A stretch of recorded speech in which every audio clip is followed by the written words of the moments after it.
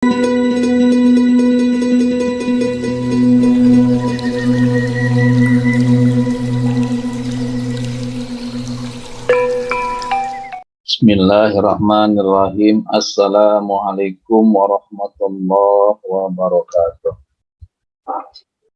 Alhamdulillah wassalatu wassalamu ala Rasulillah Sayyidina wa habibina wa maulana Muhammad ibn Abdullah wa ala alihi wa ashabihi wa mawala.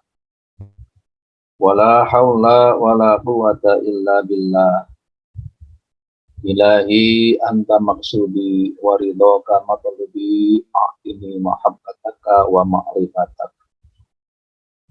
Di hadapan para ahli silsilah Thariqah Qadiriyah Naqsabandiyah Pondok Pesantren Suryalaya Sirnarasa, wabil khusus Syekhina wa murabbi rujina Sultan Aulia Ibni Hadzal Zaman As-Sayyid Maulana Muhammad Abdul Qasimullah Masdul Qadasallahu Sirahum yanfa'una bi asrarihim wa anwarihim wa ulumihim wa nafahatihim wa barakatihim fid dini wa dunya wal akhirah. Al-Fatihah. A'udzu billahi minasyaitonir rajim. Bismillahirrahmanirrahim. Alhamdulillahirabbil alamin arrahmanir rahim maliki yaumiddin iyyaka na'budu wa iyyaka nasta'in ihdinas siratal mustaqim siratal ladzina an'amta 'alaihim ghairil maghdubi 'alaihim waladdallin. Yang sama-sama kita muliakan para wakil talqin, para guru agung, para kiai, para hujjaj wal hujajah, para asatidz wal asatidzah, para pemangku manaqib, ikhwan dan akhwat yang dirahmati oleh Allah Subhanahu wa taala, yang senantiasa diistiqomahkan oleh Allah Subhanahu wa taala, dipanjangkan umur, diberikan kesehatan yang sempurna, rezeki yang banyak, yang berkah, yang halal, diangkat derajat, dipenuhi segala kebutuhan dunia akhirat. Al-Fatihah. A'udzu billahi minasyaitonir rajim. Bismillahirrahmanirrahim. Alhamdulillahirabbil alamin arrahmanir rahim maliki yaumiddin iyyaka na'budu wa iyyaka nasta'in ihdinas siratal mustaqim siratal ladzina an'amta 'alaihim ghairil maghdubi 'alaihim waladdallin. Allah Subhanahu wa taala berfirman di dalam Al-Quran surat Al-Baqarah ayat 30. Wa idh qala rabbuka lil malaikati inni ja'ilun fil ardi khalifah. Qalu ataj'alu fiha may yufsidu fiha wa yasfiku dima wa nahnu nusabbihu bihamdika wa nuqaddisu lak. Qala inni a'lamu ma la ta'lamun.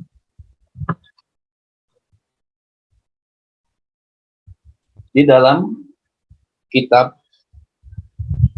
Fadhail Syuhur, Pangresa Guru Agung menuliskan pada bulan Jumadil Tsaniyah ini ada 3 alif. Alif yang pertama, alif kedua, dan alif yang ketiga. Kita ambil alif yang pertama, yaitu aba. Wa hadhihi al-hurufus salasah fi kalimati wahidah. Aba ini terdiri daripada 3 huruf dalam satu kalimat. Dan dalam satu kalimat ini yang menjadi sebab Allah Subhanahu wa taala melaknat makhluk, yaitu Allah Subhanahu wa taala melaknat ahli ibadah. yaitu iblis yang sangat alim, yang sangat pandai, ahli ibadah, yang zuhud, yang arif, yang menjadi wali, yang bertakwa, yang menjadi pengatur atau mendahara sorga. Nah, ini dilaknat oleh Allah Subhanahu wa Ta'ala, hanya mengatakan ana khairun minhu, saya lebih baik daripada Adam. Kalau kita bayangkan betapa hebatnya iblis, dia mendapatkan gelar Al-Abid di langit dunia. Artinya iblis ini ahli ibadah. Ibadahnya iblis tidak tanggung-tanggung. Ya. Selama 94.000 tahun. Ini ibadahnya iblis. 94.000 tahun, 1 tahunnya di alamnya iblis, di alam surga, itu dengan, kalau 1 hari alam akhirat dibandingkan dengan dunia, sama dengan 1000 tahun. Artinya iblis beribadah kepada Allah Subhanahu wa Ta'ala ribuan tahun, bahkan miliaran tahun. Sehingga dia mendapatkan julukan di langit dunia sebagai al-abid, ahli ibadah. Di langit yang pertama, iblis ini mendapat julukan az-zahid, artinya orang yang zuhud. Berikutnya langit yang kedua, iblis ini mendapat julukan al-arif, artinya ma'rifatullah. Dan naik ke berikutnya, langit yang ketiga, menjadi al-wali, seorang kekasih. Naik lagi ke langit berikutnya, lain lagi namanya, menjadi at-tuqa, orang yang bertakwa. Lalu di langit yang kelima dikenal dengan al-khasib, pengatur surga. Sampai langit yang keenam bergelar Azazil. Dan langit berikutnya di Lahul Mahfuz terkenal dengan iblis. 40.000 tahun iblis ini menjadi bendahara surga. 80.000 tahun beribadah bareng dengan malaikat. 1000 tahun memimpin malaikat. 14.000 tahun iblis tawaf mengelilingi arsy-Nya Allah. Ini yang membuat dia salah langkah. Oleh karena itu, hati-hati kita dalam melangkah. Karena kata Abah, mengatur hanya sepasang kaki, kaki kanan dan kaki kiri, itu sulit. Dicontohkan oleh Abah. Kalau masuk ke masjid, pakai kaki kanan. Keluar dari masjid, pakai kaki kiri. Disederhanakan oleh guru agung kita. Kalau kita sohbah, bertemu dengan guru agung kita, masuk dengan kaki kanan kita, keluar ke ruangan, dari ruangan beliau dengan kaki kiri. Ini diajarkan oleh guru agung kita dengan contoh yang sederhana. Masuk ke ruangan beliau menggunakan kaki kanan, keluar dari ruangan beliau dengan kaki kiri. Kenapa? Karena untuk membiasakan kita. Iblis, karena luar biasanya ibadah kepada Allah Subhanahu wa Ta'ala dan dibiarkan di mana saja beribadah kepada Allah Subhanahu wa Ta'ala, dibebaskan oleh Allah di mana tempat. Silahkan engkau beribadah.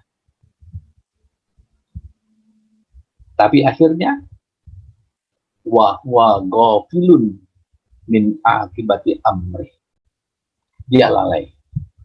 Dia lupa dari kedudukannya sebagai hamba Allah Subhanahu wa Ta'ala. Ketika Allah Subhanahu wa Ta'ala berfirman, wa idz qala rabbuka lil malaikati inni ja'ilun fil ardi khalifah. Dan ingatlah ketika Tuhanmu berfirman kepada para malaikat, aku hendak menjadikan khalifah di atas muka bumi. Maka berkatalah iblis, qalu, para malaikat berkata dipimpin oleh iblis, ataj'alu fiha may yufsidu fiha wa yasfikud dima. Ya Allah, apakah engkau hendak menjadikan orang yang merusak dan menumpahkan darah di atas muka bumi? Wa nahnu nusabbihu bihamdika wa nuqaddisu. Sedangkan kami bertasbih memuji kepada-Mu. Ini pertanyaan malaikat yang dipimpin oleh iblis. Sehingga Allah berfirman, qala inni a'lamu ma la ta'lamun. Sesungguhnya aku maha mengetahui, sedangkan kalian semua adalah bodoh. Ma la ta'lamun, tidak tahu apa-apa. Ini firman Allah Subhanahu wa Ta'ala. Iblisnya yang berani menentang Allah Subhanahu wa Ta'ala. Maka ketika wa idz qulna lil malaikati isjudu, ketika Allah Subhanahu wa Ta'ala berfirman kepada para malaikat, usjudu li Adam fasajadu ila iblis. Seluruh malaikat mengakui Allah Subhanahu wa Ta'ala mengetahui segala sesuatu, tapi iblis aba wastakbara wa kana minal kafirin. Malaikat seluruhnya sujud, iblis tidak sujud. Bahkan dia mengatakan apa? Ana khairu minkum. Dia sombong. Dia menolak perintah Allah Subhanahu wa Ta'ala. Dan dia ungkapkan kesabarannya. Wastakbara. Karena dia ungkapkan kesombongannya, kepintarannya, karena dia merasa ahli ibadah, sudah lama beribadah kepada Allah Subhanahu wa Ta'ala. Wa kana minal kafirin. Tidak diduga iblis menjadi orang-orang kafir yang ditolak oleh Allah Subhanahu wa Ta'ala. Kenapa? Hanya mengatakan ana khairu minku. Saya lebih baik daripada Adam. Akhirnya dikeluarkanlah dengan 3 kalimat ini oleh Allah Subhanahu wa Ta'ala dari surganya Allah Subhanahu wa Ta'ala. Bahkan yang namanya iblis tertolak selama-lamanya, tidak akan dikembalikan, dimasukkan oleh Allah Subhanahu wa Ta'ala ke dalam surganya Allah Subhanahu wa Ta'ala. Awas, kita harus perhatikan diri kita. Bagaimana ibadah kita? Sudah berapa lama ibadah kita? Sejauh mana ketaatan kita kepada Allah Subhanahu wa Ta'ala?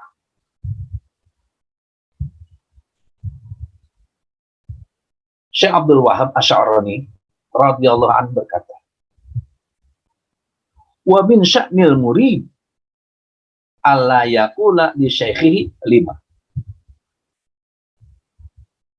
Dari tingkah laku seorang murid, janganlah sekali-kali mengatakan kepada gurunya lima ketika gurunya memerintahkan atau melarang. Sebab perintah Allah, larangan Allah, begitu juga dengan perintah atau larangan guru mursyid adalah sebagai ujian. Mampukah kita melaksanakan perintah Allah Subhanahu wa Ta'ala, menjauhi larangan Allah Subhanahu wa Ta'ala? Karena mampunya kita melaksanakan perintah Allah, menjauhkan larangan Allah Subhanahu wa Ta'ala, itu adalah bukti cinta, bukti takzim kita kepada Allah Subhanahu wa Ta'ala. Barang siapa yang bertanya kenapa, maka layak luhu fil thoriq, maka murid tersebut tidak akan bahagia di dalam berthariqah. Kenapa? Fa innahu dzanbun inda ahli thariq. Sebab menentang, hanya bertanya saja, itu adalah dosa di sisi ahli thariqah. Karena thariqah itu adalah semuanya ada. Dulu pernah saya bercerita tentang bagaimana ahli silsilah ke-13 Syekh Abdul Qasim Junaidi Al-Baghdadi menguji kecintaan, menguji keimanan murid-muridnya. Ketika itu Syekh Abdul Qasim Junaidi Al-Baghdadi sangat memperhatikan seorang murid. Cintanya, kasih sayangnya berbeda dengan murid-murid yang lain. Sehingga membuat murid-murid yang lain itu cemburu. Syekh Abdul Qasim tidak menjelaskan, tapi dijelaskan dengan perbuatan, bukan dengan kata-kata. Syekh Abdul Qasim Junaidi Al-Baghdadi menguji murid-muridnya untuk menyembelih seekor ayam. Lalu diberilah 7 murid Syekh Abdul Qasim Junaidi masing-masing seekor ayam agar supaya disembelih di tempat tidak ada orang yang melihatnya. Kayaknya nih Abah mengeluarkan maklumat, silakan merokok di tempat tidak ada orang yang melihat.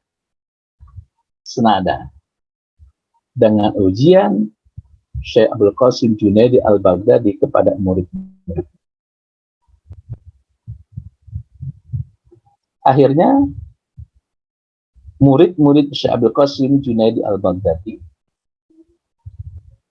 bersiap untuk menyembelih ayam. Dan pesan Syekh Junaid, kumpul sebelum waktu zuhur. Maka akhirnya murid-murid Syekh Junaidi Al-Baghdadi mencari tempat masing-masing di mana tidak ada orang yang melihat. Dicarilah. Ada yang masuk ke dalam asrama, pintunya ditutup, jendela ditutup, ayamnya dipotong, disembelih.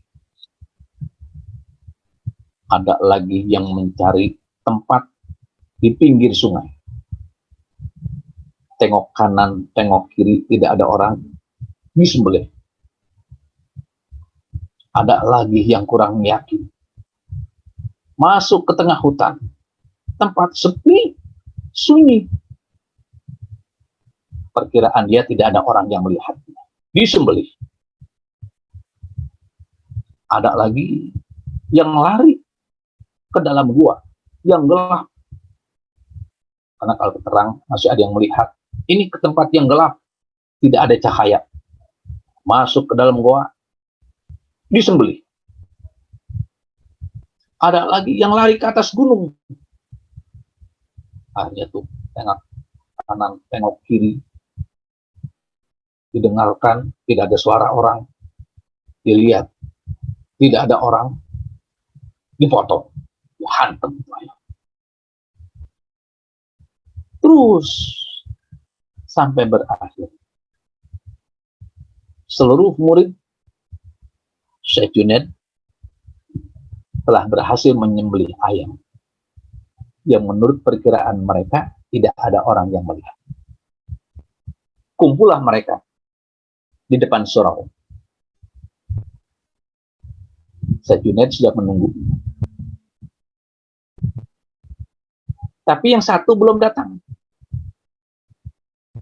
Sehingga banyak basak bisik, ketawa, karena ada temannya yang sangat diperhatikan oleh Syekh Junaid belum datang. Mungkin mereka menganggap murid yang mendapat perhatian khusus itu adalah bodoh, tidak bisa menyembelih ayam dan tidak bisa menemukan tempat di mana tidak ada orang yang melihat dia menyembelih ayam. Pada akhirnya dia datang. Ya. Karena dia datang, ayamnya masih hidup. Maka seluruh teman-temannya yang 6 orang itu tertawa. Mentertawakannya karena dia kembali dengan ayam yang masih hidup. Tapi Syekh Junaid mengerti dan paham. Senyum. Merasa senang dengan muridnya tersebut yang tidak bisa menyembelih ayam.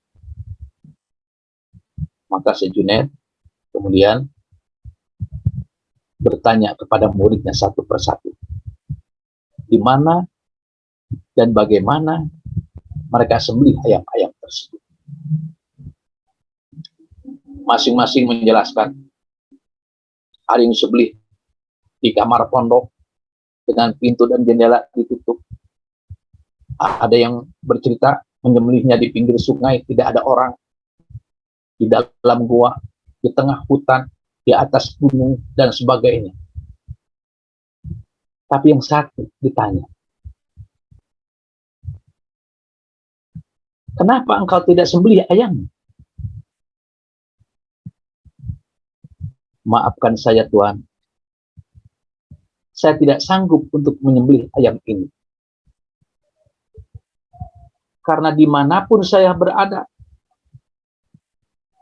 di pinggir sungai, di tengah hutan, di dalam gua, di atas gunung, di tempat yang sepi, saya selalu merasa ada yang mengawasi saya. Saya merasa ada yang melihat saya. Termasuk saya sendiri adalah orang. Sehingga saya tidak berani untuk menyembelih ayam ini. Maka pahamlah 6 orang temannya bahwa sesungguhnya dimanapun kita berada, di tempat terang ataupun di tempat gelap sekalipun, Allah mengetahui, melihat kita. Begitu pula dengan diri kita.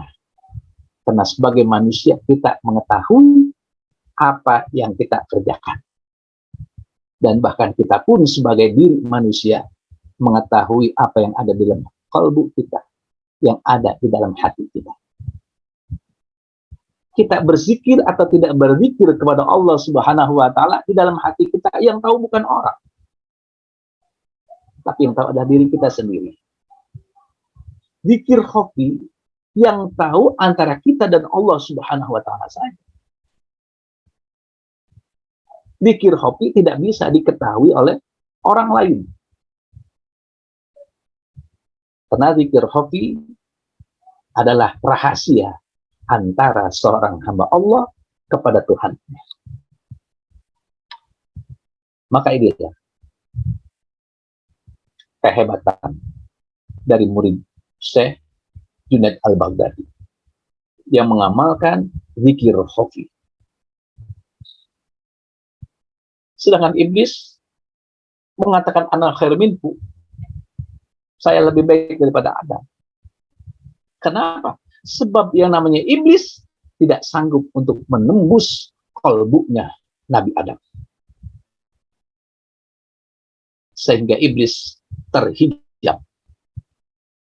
Apakah yang terdapat di dalam kalbunya Nabi Adam? Sesungguhnya di dalam kalbunya Nabi Adam terdapat Nur Muhammad Sallallahu Alaihi Wasallam.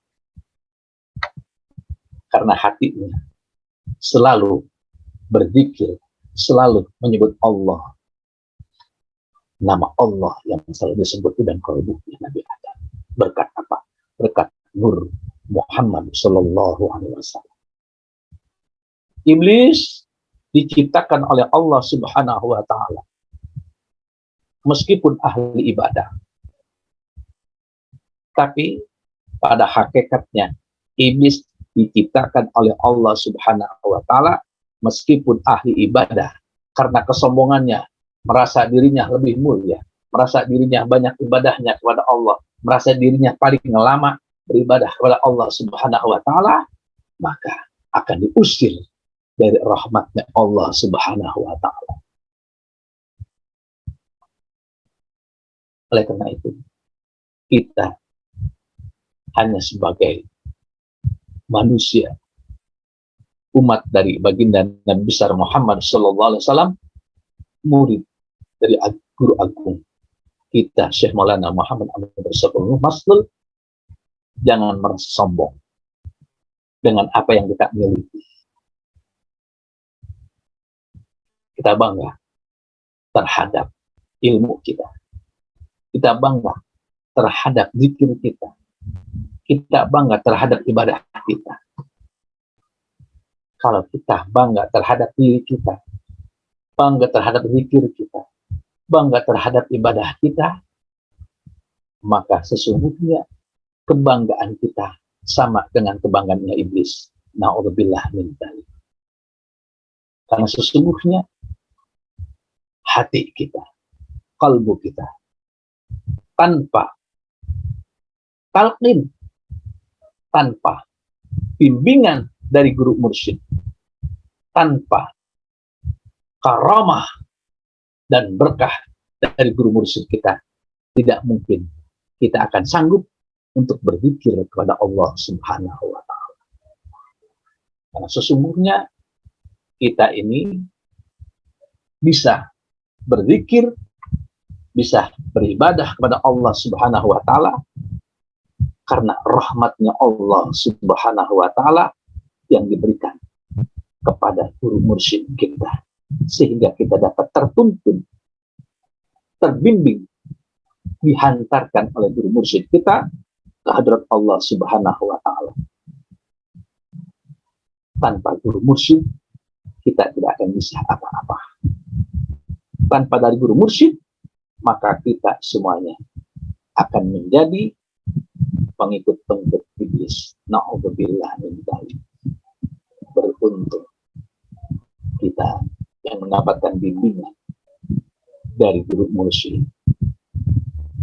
Oleh karena itu, tetaplah rendah hati, tetaplah menjadi murid, jangan menjadi guru, agar supaya kita selamat mendapatkan rahmat, kasih sayang Allah Subhanahu wa Ta'ala.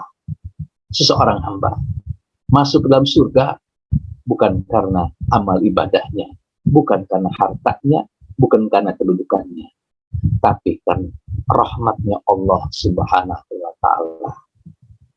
Karena syafaat baginda Nabi besar Muhammad SAW yang dititipkan oleh Allah melalui guru mursyid kita.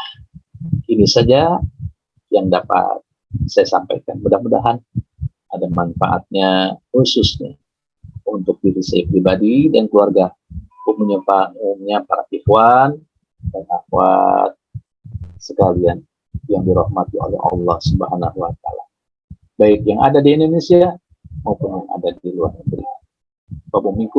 Wassalamualaikum warahmatullahi wabarakatuh.